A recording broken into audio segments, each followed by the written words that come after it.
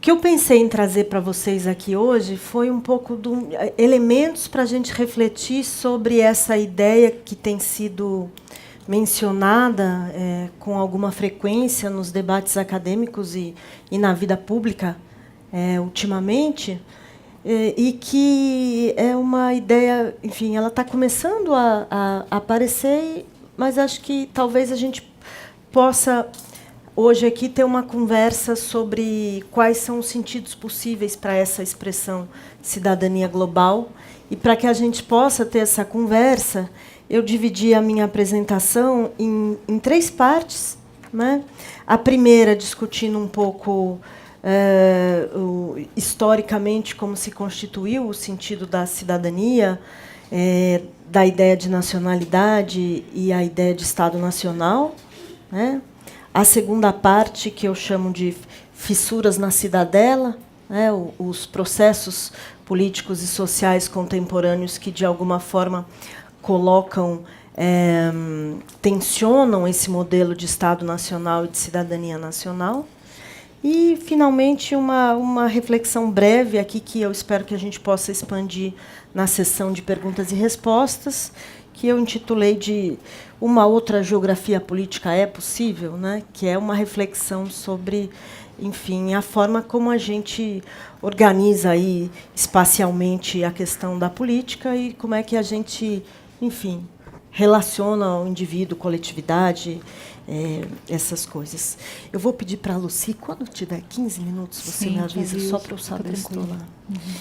Então, cidadania, e eu vou pedir para vocês, né, um pouquinho enfim, a gente podia discutir 2 horas só sobre o que é cidadania, então eu vou simplificar um pouco aqui as questões, né? E na simplificação a gente sempre acaba cometendo alguns pecadinhos, mas vamos ver até onde que a gente consegue chegar com isso. Mas a cidadania, ela define basicamente a relação, né? É uma das formas de definir a relação do indivíduo com a polis, com o Estado, com a coletividade política, né? Na modernidade, a cidadania passou também a definir a titularidade de determinados direitos que devem ser, são ou deveriam ser, né, garantidos e reconhecidos pelo Estado, né? A primeira coisa que eu gostaria de chamar aqui a atenção, então, é que os direitos não são uma dádiva do Estado para o indivíduo. A titularidade dos direitos é do indivíduo. O papel do Estado é a responsabilidade por garantir o usufruto desses direitos, né? Por que é esse o papel do Estado e por que a titularidade dos direitos é do indivíduo, né? É um tema debatido aí por filósofos políticos ao longo da história. Para alguns, a origem desses direitos está na própria natureza humana, para outros, a origem desses direitos é histórica, né, vinculada a circunstâncias específicas de lutas políticas históricas dentro de estados específicos, né. Qualquer que seja essa concepção, né, seja a concepção mais universalista, a moda do Rousseau, por exemplo, ou a concepção mais como eu diria, mais histórica, a moda do Burke, por exemplo, né? O que eu gostaria de ressaltar aqui é essa dimensão excludente, essa conexão, digamos, entre cidadania e Estado, torna a cidadania quase que automaticamente excludente, né? Mesmo que o fundamento seja universalista.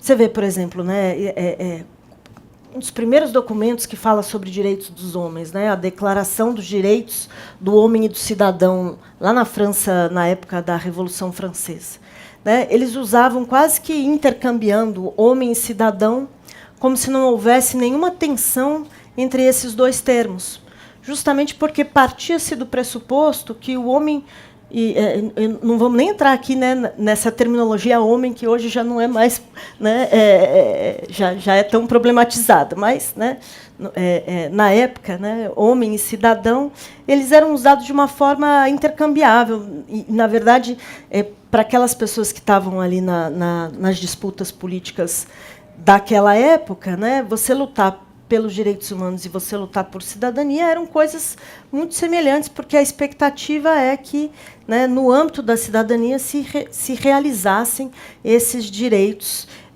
individuais, né?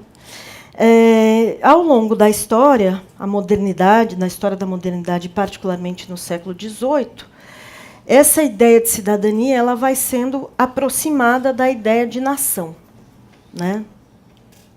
À medida em que vai se consolidando a ideia de que a soberania reside no povo, né, que é a coletividade que define a legitimidade do poder político, e não o rei, né, através da sua descendência divina, o que quer que seja, as revoluções burguesas e a Revolução Francesa, em particular, ela vai pavimentando aí o caminho para esse vínculo histórico que se estabelece entre cidadania e nacionalidade, né? A nação, no entanto, ela é um conceito muito mais difícil de ser definido com precisão do que cidadania, né? Para a gente não entrar a fundo nesse debate, mas manter um pouco aqui a dimensão dessa ideia de nação que eu gostaria de discutir com vocês, eu vou propor a gente tratar a nação como uma espécie de comunidade de sentimento, né, onde as pessoas compartilham um sentimento de pertença a uma coisa comum, né, que determina uma certa identidade, né. Quando eu trabalho nação como esse sentimento de pertença que determina uma certa identidade, né, você insere a reflexão sobre a nação dentro de um léxico que diz mais respeito a questões culturais do que a questões políticas. No entanto, né, quando a história do século XVIII para cá vai, né, consagrar o princípio de autodeterminação nacional como princípio que legitima o exercício do poder político, né, a nação passa a ser um termo, um conceito que passa a ter também um significado para a política, né? De novo, estou super simplificando, porque essa separação entre cultura e política não nunca foi, nem nunca será tão estanque, feito essa colocação dá a entender. Mas o fato é que no momento em que a legitimidade do exercício do poder político é dado pela conexão com a nação, né, a nação passa a ser uma questão politicamente carregada de significado, né? E, mais do que isso, para a finalidade que nos interessa nesse debate aqui, a legitimidade da participação do indivíduo na coletividade passa a ser dada pela nacionalidade, né? Quer dizer, quem tem o direito de participar das decisões, enfim, de ser protegido por esse Estado, aquele que é nacional desse Estado, né? Também uma categoria, veja, excludente, né? Esse sentimento de pertença ele não é universal, ele não é compartilhado com todo mundo. Ele é definido justamente em função da sua especificidade, né? Claro, identidade não é só identidade nacional, né? O indivíduo pode ter várias identidades, pode se sentir pertencente a diferentes culturas, enfim, pode se definir não só em função da nação, se define, né, em função de várias outras características, né? Os indivíduos têm múltiplas identidades, acho que isso ninguém discute. Mas a questão para nós aqui é essa relação que se estabelece entre essa identidade nacional e a cidadania enquanto exercício de direitos, né? Enquanto exercício de direitos. Para entender esse conceito de nacionalidade mais digamos, dando aqui uma espécie de salto de pragmatismo, né? Eu vou sair um pouco desse vocabulário do sentimento de pertença, né? E entrar no, como é que a ideia da nação foi traduzida para o universo da política institucional, para a política do Estado, né? Através da ideia de nacionalidade. A nacionalidade é a atribuição, essa sim não é um direito seu, né? É uma atribuição da coletividade ao indivíduo. A nacionalidade ela supõe um reconhecimento, né? E, na forma como o mundo está organizado hoje, esse é um reconhecimento que o Estado atribui ao indivíduo, né? Claro, de novo, super simplificando, porque você tem nações que não têm Estados, então esse processo é feito de uma outra forma, né? Mas, enfim, dentro da perspectiva, né, de uma fusão aí, que historicamente, na prática, é muito complicada, mas, em princípio, a ideia é que haja uma fusão entre Estado e nação, né, e que o Estado confere, né, reconhece a nacionalidade, e a nacionalidade torna-se, via a ideia, essa junção, né, entre a ideia da titularidade dos direitos pelo cidadão e o princípio de autodeterminação nacional, né, a nacionalidade se torna um pré-requisito para a cidadania, né? O Estado, enfim, tem uma legislação que também não dá para você definir, não tem uma norma universal para a definição de nacionalidade. Essas normas são construídas historicamente, né? Em geral, os Estados trabalham com dois princípios, né, jurídicos, o direito de solo e o direito de sangue, né? A nacionalidade atribuída pelo lugar onde você nasce, ou a nacionalidade atribuída pela sua ascendência, né, por quem você é filho. Quase todos os Estados praticam uma política que é uma combinação mais ou menos eclética desses dois princípios, né? No Brasil, por exemplo, de início, né, e isso é uma característica dos países que foram colônias, a nacionalidade era atribuída em função do lugar de nascimento. Quer dizer, nasceu no Brasil, é brasileiro, né? À medida em que os brasileiros começaram a emigrar do país, a professora Bela conhece esse processo melhor do que eu, mas a partir desse momento, o Estado passa a considerar também brasileiros, filhos de brasileiros nascidos no exterior. E, eventualmente, o Estado pode até, veja bem, conceder a cidadania. Mas a cidadania barra nacionalidade não é vista mais, então, como um direito, né, mas como uma concessão do Estado. O Estado concede a nacionalidade e através dessa concessão, você adquire os direitos de cidadania, né?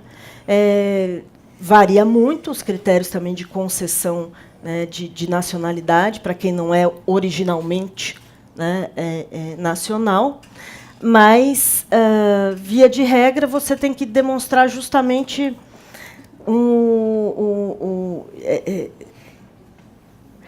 pertencimento no sentido de compartilhar elementos do que seriam essa identidade nacional.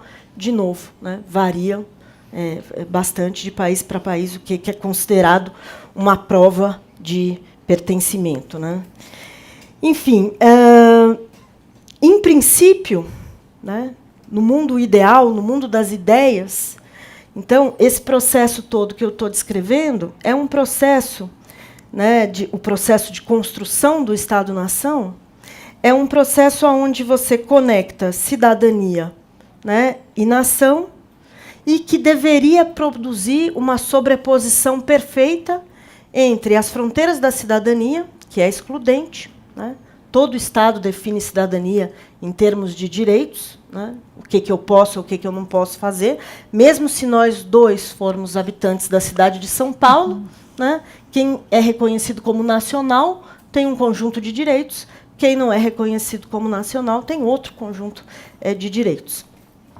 Não estou nem entrando na questão normativa, se isso está certo, se isso está errado, que eu acho que, enfim, a gente vai chegar nesse ponto, mas estou só querendo, por enquanto, descrever uma situação. Teoricamente, então, deveria haver uma sobreposição perfeita, né, entre nacionalidade e cidadania. Esse mapa aqui, que eu pedi para que projetassem aqui, é justamente a projeção dessa ideia, né?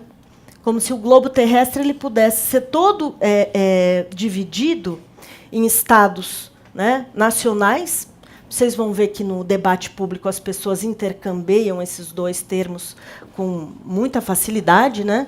A nação, o estado, enfim, né? E a ideia é que cada uma dessas fronteiras representadas aí pelas linhas, né, elas representem, né, os limites de um Estado nacional, né? Bom, claro que a gente não precisa nem, enfim, ser nenhum especialista para saber que essa é uma suposição que, na prática, enfrenta uma série de problemas. Não, você quer isso. Essa é uma suposição. Caso você queira para mudar.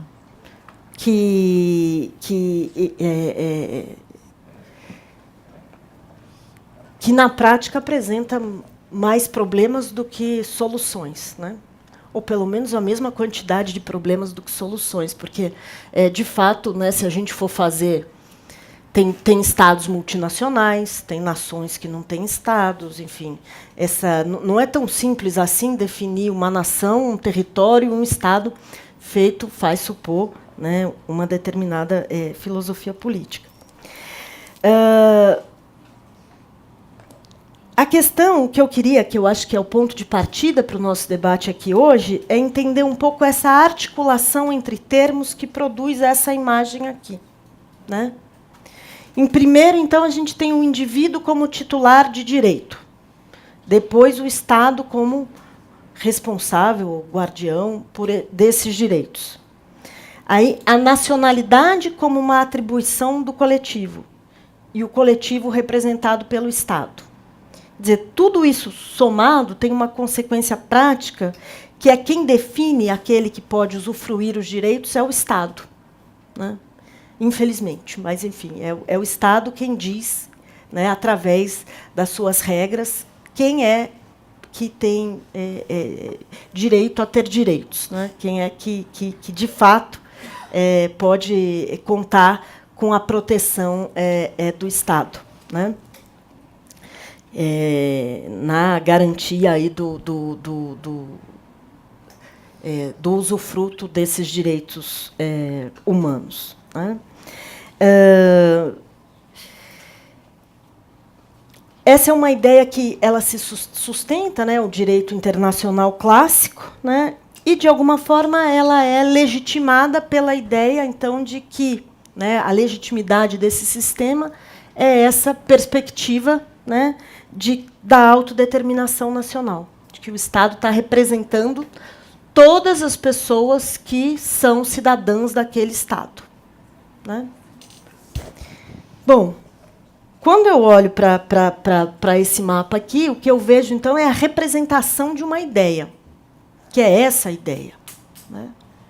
Aí, às vezes, eu tenho uma certa dificuldade com os interlocutores, porque eu digo assim, começa a falar sobre isso, tal, e as pessoas dizem, veja, mas não, o mundo é assim. Eu digo, não, isso aqui. Aí eu começo a achar que a pessoa é doida, né? Porque eu digo, isso não é o mundo, isso é um desenho.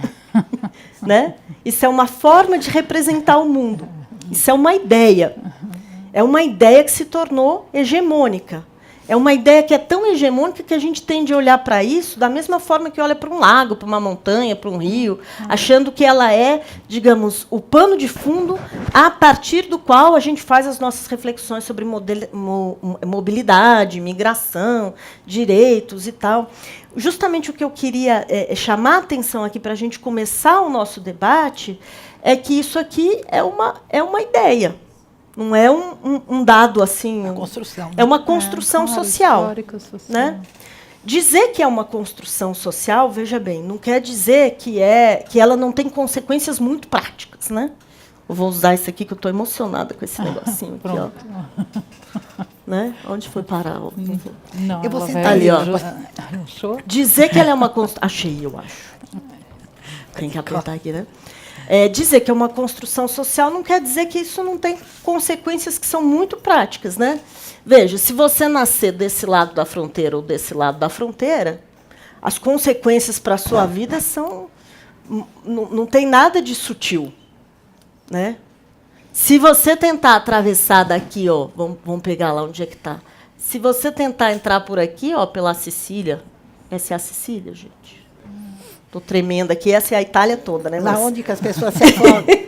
Oi? Lá onde que as pessoas se afogam. Isso. Se você tentar entrar por ali, você morre, né? Então, quer dizer, quando eu digo que isso é uma construção social, não é para dizer que... Não é para subestimar a importância que essa ideia tem na minha vida e na vida de qualquer pessoa. É só para justamente, né? Eu acho que é mais fácil, às vezes, você destruir aí um rio, como a gente, infelizmente, viu recentemente aqui no Brasil, do que você alterar uma ideia dessas que se forma, né, ao longo de séculos de história e que vai contando uma narrativa, né, sobre como é que se relacionam esses termos, cultura, direitos, que se torna compartilhada, não por mas pelo mundo inteiro, né? Então, não é uma ideia desimportante, também não é uma ideia, enfim, simples de ser transformada, né? O que esse mapa representa, quando eu penso na questão, especialmente, da mobilidade humana e dos direitos, né? Que cada uma dessas unidadezinhas aí, em princípio, porque a gente sabe que isso funciona de forma muito diferente, dependendo, né, da posição de poder de cada um desses estados no sistema, mas, enfim, em princípio, todo Estado, isso é consagrado pelo direito internacional, ele tem o monopólio da legitimidade sobre a mobilidade humana, que não é um conceito meu, é um conceito de um autor chamado John Torpey, que é muito interessante, né? E que não quer dizer que o Estado controla quem vai de um lado para o outro da fronteira. Quer dizer simplesmente que o Estado, né, é como dizer que o Estado tem o monopólio do uso da violência. Não quer dizer que a gente não vai ser assaltado, que a gente não possa ser assassinado. Assim, o uso legítimo da mobilidade é monopólio do Estado. E o Estado hoje também tem um monopólio, digamos, sobre a atribuição da identidade nacional, com todas as aspas que vocês possam imaginar, porque existem situações e situações, mas, em princípio, né, você não escolhe, fala, olha, eu acho que eu tenho mais a ver com a cultura francesa do que a cultura brasileira, então vou ser francesa. Não funciona desse jeito. Né? Falo inglês perfeitamente, então eu vou ser americana. Não funciona desse jeito. É o Estado que atribui a você a nacionalidade. Se estou revoltada com as coisas que estão acontecendo no Brasil ultimamente, eu vou ser polonesa agora. Não pode, você não pode deixar de ser brasileira por vontade. Enfim, não funciona dessa maneira. Mas eu acho que alguma coisa que vem sendo demonstrado para a gente também, né, isso é uma ideia hegemônica, e isso quer dizer que ela não é a única ideia que existe no mundo, embora ela seja muito importante, né? Muitos dos processos sociais, políticos, culturais, econômicos, ambientais, coisas que vocês vêm discutindo aqui desde ontem, enfim, e que vêm ocupando a cabeça das pessoas há muito tempo, né? Muitos processos contemporâneos, na verdade, eles desafiam essa concepção aí. Desafiam de que maneira, né? Na medida em que esse mapa, né, e a ideia que ele representa, passa a ser cada vez menos, digamos, passa a aumentar a discrepância entre a nossa experiência vivida e o que esse mapa quer nos dizer, né? Tem outros tipos de processos, processos que vão, de alguma maneira, tornando essa representação do mundo, uma representação, digamos, introduzindo dúvidas. Aí, por isso que eu chamei essa segunda parte da apresentação de fissuras na cidadela, né? Continua sendo uma fortaleza, mas já apresenta aí umas rachaduras que nos permitem pensar de uma outra maneira. Uma das questões que nos permite pensar de uma outra maneira, e eu vou me focar aqui mais nesse aspecto da mobilidade, né, são as migrações internacionais. Né? As migrações internacionais, ou a mobilidade humana, enfim, a escolha, né, dos nossos termos, ela tem um impacto aí na forma como a gente escolhe, né, prefere se referir a esse movimento de população que não respeita essas linhazinhas do desenho. Né? O movimento de população, quer dizer, a linhazinha do desenho, ela tem um impacto fortíssimo sobre a vida de quem decide que vai atravessá-la. Né? Impacto maior para quem tem, digamos, para quem faz parte da globalização de baixo, né? Que vai migrar, enfim, sem o apoio, sei lá. Por exemplo, se eu for um trabalhador qualificado de uma empresa multinacional, eu cruzo essas fronteiras aqui como se o mundo, né, Nokia, né, como se o mundo fosse um só. Né? Agora, se você está vindo, vou voltar lá para o caso da Sicília, né? Se você está tentando atravessar ali da África para a Europa, daí aquela fronteira tem uma materialidade praticamente intransponível. Né? Então, ela é diferente para diferentes pessoas. Mas o fato é que as pessoas mudam. As pessoas migram, as pessoas nascem num país e vão para o outro, aí chega lá, conhece alguém que é de uma nacionalidade de um terceiro país, vai para esse terceiro país, constitui uma família ali que vai para uma outra. Tem gente que vive indo e voltando desse movimento sazonal como parte da sua vida, da sua forma de trabalho, enfim. Né? O modelo Estado-nação pensado inicialmente, ele funcionaria, do ponto de vista da atribuição dos direitos, para um mundo em que todo mundo nascesse e ficasse no mesmo país que nasce e não saísse dali. Né? Esse não é o mundo que a gente vive. Mas esse é o mundo representado nesse mapinha aqui. Né? Por quê? Porque se você nasce e vive, fica lá no seu país, aquela ideia dos iluministas lá no século XVIII, né, de que lutar por cidadania nacional é lutar pelos seus direitos humanos, é uma ideia que faz sentido. Mas, se a gente está tratando de um mundo, né, no qual a maior parte dos países, a população, o povo que habita ali, que vive, que trabalha, que constrói suas relações de família, suas relações de amizade, enfim, dentro da maior parte dos países aí, não se define dessa forma. Né? Então, você tem gente que veio morar aqui, gente que teve que vir morar aqui, apesar da sua vontade inicial. Você tem pessoas que nasceram, por exemplo, se você nascer na Alemanha, não interessa se você nasceu na Alemanha, viveu ali a sua vida inteira, só sabe falar alemão. Se o seu pai não for alemão, não sei como é que está a legislação agora, o seu avô, enfim, se a sua ascendência não for alemã, você não é alemão. Se isso caracteriza uma pessoa no país, é uma coisa, mas isso caracteriza, sei lá, 10% da população que vive ali. Vive, vai passar a vida inteira ali e não é nacional. E nesse modelo aqui, lembra, se você não é nacional, você não é cidadão. E se você não é cidadão, você não tem os mesmos direitos de quem é cidadão. Você pode ter até muitos direitos, mas eles são todos direitos que dependem do reconhecimento do Estado, da legitimidade da sua presença ali. Veja bem, né, o nacional, em princípio, de acordo com, né, essa visão tradicional, o nacional, em princípio, tem direito de estar no Estado. Né, tem uma legislação aí que proíbe que você expulse alguém do seu próprio país. né? Mas não tem nenhuma legislação internacional que proíbe você de expulsar alguém que não é cidadão do país.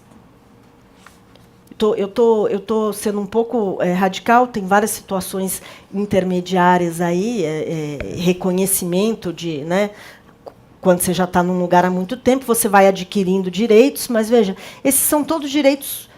Eu até fico um pouco incomodada em utilizar a palavra direito, porque eles são todos condicionais. Condicionais a não mudar a legislação. Veja o que aconteceu nos Estados Unidos, por exemplo, faz pouco tempo. Tinham pessoas lá que tinham, né, o green card, que é a permanência garantida legalmente, né, o que você tem e de repente você não tem mais nada, porque muda o governo, muda a política e ele diz que aquilo que você tem não é mais. É simples? Não é simples. As pessoas combatem essa ideia, está disputando no jurídico, né? Tem ali interpretações de que o Estado não tem essa margem de manobra toda. Mas, em princípio, é uma coisa que você pode fazer com o amparo da legislação nacional que atribui, da legislação internacional que atribui ao Estado essa propriedade, né? Ele pode fazer isso, certo? O que essa briga aí no judiciário lá me leva ao segundo ponto, que é justamente essa ideia que vai ser mais característica então do mundo pós Segunda Guerra Mundial, né? De que na verdade nós deveríamos criar mecanismos de governança global ou de governança transnacional que limitem o que o Estado pode fazer com o indivíduo em função desse reconhecimento dos direitos imanentes da pessoa humana, né? Então, essa, de novo, não é uma ideia nova, certamente não é uma ideia que surge na segunda metade do século XX. Mas, na segunda metade do século XX, né, em função de vários acontecimentos anteriores, né, inclusive as grandes guerras mundiais, né, cria-se, então, essa ideia de que você precisa de ter no plano acima das nações, né, no plano supranacional, uma normativa e instituições que limitem o que é que o Estado, essa discrecionalidade é a palavra, do Estado em relação ao indivíduo, e principalmente em se tratando de atribuição de direitos e em se tratando de mobilidade, né? Então, se a gente pega, por exemplo, a legislação internacional que cria o direito de refúgio, né? Ela é uma fissura na cidadela. Por quê? Porque ela vai dizer que o Estado não pode mandar de volta para o país, não pode mandar uma pessoa que chega, né, na fronteira de volta para o país onde ela está fugindo. A norma do non-refoulement. Mas é só uma fissura, porque a legislação não diz que o Estado tem a obrigação de aceitar essa pessoa. Então, ele pode, né, o que ele faz? Os Estados são criativos, né? Ultimamente, eles prendem as pessoas ali em prisões na fronteira. Então, veja, né? Se você tentar cruzar a fronteira e for a pessoa errada, digamos, você pode acabar, inclusive, preso por tempo indeterminado, porque isso é até uma zona meio cinza, né? Ninguém sabe o que não posso mandar de volta, mas ali não está dito que eu preciso acolher. Então, né? Mesma coisa com os que já moram ali, né? Vamos proibir, então, que os filhos de imigrantes indocumentados não podem frequentar a escola. Vai aparecer alguém e vai dizer, não, olha, a gente é signatário de uma normativa internacional que diz que o direito à educação não depende desse status migratório. E pode ser que derrube essa coisa. Então, tem uma disputa aí entre, né, tentando, de alguma forma, diminuir, né, a autonomia do Estado nessa determinação de quem pode entrar, quem não pode entrar, que direito pode ter, quanto tempo pode ficar, e assim por diante. Mas não é uma coisa simples, né? Não é uma coisa simples de modo algum, porque isso daqui não se tornou hegemônico por acaso, né? Isso representa uma certa... E veja bem, eu também não quero minimizar a importância dessa questão. Para algumas pessoas, isso aqui é condição de segurança internacional, enfim, ela é um tema que tem interfaces com outros temas que a gente não vai ter oportunidade, eu não vou ter oportunidade de apresentar aqui, mas que a gente pode discutir na sequência. E, finalmente, ainda nessa linha das fissuras na cidadela, já está no 5? 5, já. Chegando no finalzinho aqui. Tem uma outra coisa também que está se tornando, que sempre existiu, mas que também está se tornando mais visível, até por conta das possibilidades colocadas pelo desenvolvimento tecnológico, que é um desenvolvimento de um ativismo transnacional que está ligado ao fato de que, às vezes, o tal do sentimento de pertença, ele também não obedece, né, a essa linha do Estado Nacional, né? Então, você tem, por exemplo, pessoas que, na década de 70, né, faziam ativismo pelos presos. Você está lá, sei lá, na Noruega, mandando cartas para o Estado brasileiro para que ele solte um preso político que está lá numa prisão X, que você sabe onde ele está, porque tinha uma outra pessoa aqui que passou essa informação numa rede pelo mundo. Mais recentemente, a gente tem um exemplo quase caricatural no sentido da obviedade, né? Dessa coisa do sentimento de pertença, que são esses movimentos somos todos alguma coisa, né? Somos todos Charlie Hebdo, somos todos, enfim, o somos todos qualquer coisa, que vai construindo outras geografias aí do sentimento que não são essas geografias, né? E essas geografias do sentimento, elas não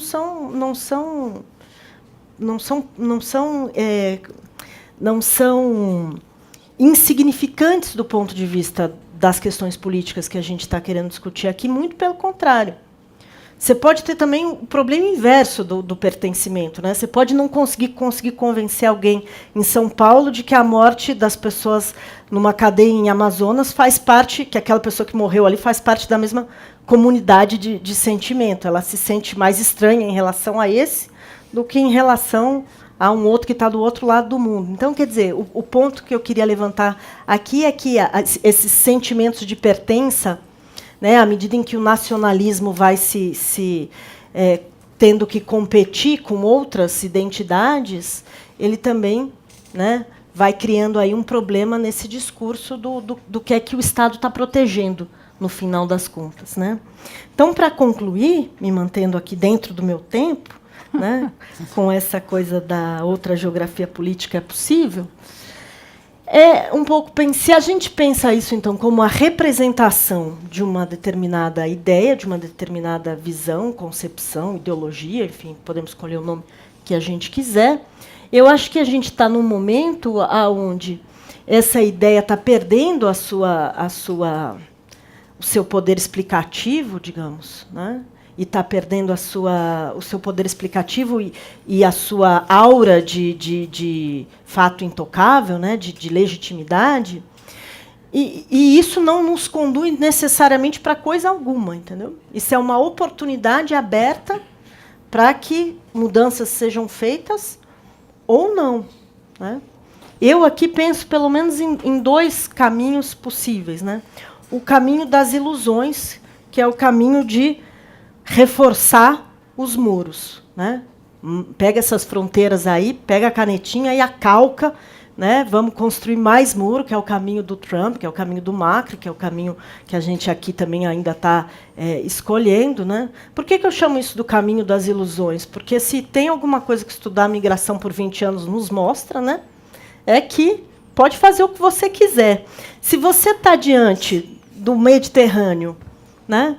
Lá do outro lado tem um país que não quer que você entre, e você acha que a sua melhor chance de sobrevivência é entrar de noite num barquinho deste tamanho, com seus 2 filhos pequenos que você ama, e tentar a sorte, não tem política que o Estado faça que vai alterar esse fluxo. O que altera o fluxo não é a decisão a política de fechar, ela só vai te dizer como é que você vai tratar essa pessoa. Você vai dar direitos para ela, você não vai dar direitos. E a gente também não vai ter chance de chegar aqui, mas eu gostaria que as pessoas se lembrassem que, quando elas estão, né, negando reconhecimento a esse indivíduo, você está negando direitos a si próprio, achando que está eliminando o outro, você está criando uma situação ruim para você, mas enfim, né? E a outra solução, que é a solução, os muito intelectualizados que me desculpem, mas eu adoro vai que cola, né? Então a solução Ferdinando, aceita que dói menos, né? Que é o que eu chamo da solução utópica, né? Que é, bom, se a realidade é essa, é um jeito péssimo de terminar isso aqui, mas digamos, se o mundo está nos dizendo coisas e está nos propondo coisas muito distintas do que esse mapa aqui nos permite fazer, né, a gente vai ter que ser mais criativo e começar a pensar em formas de atribuição de direitos e de reconhecimento de identidades e de relação entre Estado, nação, enfim, que sejam mais criativas e que reconheçam a realidade dos fatos, ao invés de tentar vender, né, soluções ilusórias de como é possível voltar para o século XVIII e fechar nós aqui. A gente, por várias outras razões, e aí, de novo, interfaces econômicas, interfaces políticas, a solução, reforçar a cidadela, não é uma solução viável no médio prazo, mas vende bem no curto prazo. Então, estamos aqui nessa situação difícil, né, e acho que por isso é que esse evento é tão interessante, e gostaria de novo de parabenizar os organizadores, porque é o esforço de, pelo menos, refletir em saídas possíveis, algo no sentido de cidadania global, né? Nem cheguei nesse termo, mas enfim. Não, mas de algum modo chegou. Espero que tenha conseguido passar aqui. Obrigada. Obrigada.